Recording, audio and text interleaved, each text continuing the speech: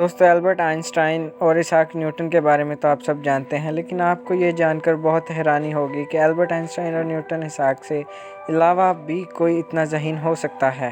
तो Albert Einstein और Isaac Newton के कारनामों से तो आप सब लोग वाकिफ़ हैं, लेकिन आपको ये जानकर हैरानी होगी कि इन दोनों से ज़्यादा ज़हीन भी एक शख्स था। उसकी अक्लमंदी इन दोनों शख्सियात से ज़्यादा है, लेकिन वो अभी तक गुमनाम है।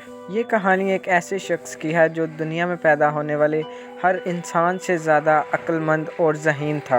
एल्बर्ट आइंस्टाइन का IQ 160 था, जबकि इसाक न्यूटन का IQ 190 था। दोस्तों, आपको ये जानकर हैरानी होगी कि जिस शख्स के बारे में हम बात करें, इसका IQ लेवल 260 था। एल्बर्ट आइंस्टाइन और इसाक न्यूटन से कई हिस्से ज़्यादा। दोस्तों, इस शख्स का नाम है विलियम जेम्स। यकीनन आपने इस शख्स का नाम भी नहीं सुना होगा। विलियम 8 साल का था तो वो 8 मुख्तलिफ ज़ुबानें बोलता था। विलियम 1898 में अमेरिका के शहर न्यूयॉर्क में पैदा हुआ। इनके वालिदैन इंतहाई ज़हीन थे। सबसे हैरानकुन बात, जब विलियम 18 महीने का था तो उसने न्यूयॉर्क का मशहूर अखबार न्यूयॉर्क टाइम्स पढ़ना शुरू कर दिया। 8 साल का था जब वो मुख्तलिफ 8 ज़ुबानें बोलता था, और ये ज़ुबानें किसी से नहीं बल्कि उसने खुद ही सीखी। इसके अलावा विलियम ने छोटी सी उम्र में ही अपनी एक नई ज़ुबान तख्लीक की, जिसका नाम उसने वैंडरवुड रखा।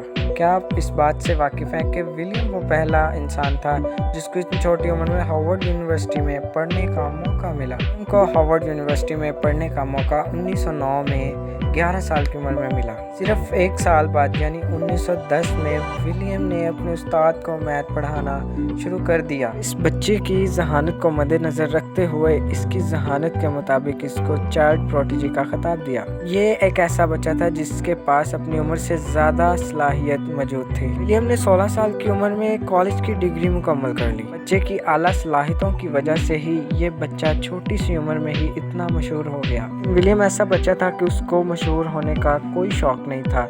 वो दुनिया से दूर रहना पसंद करता था।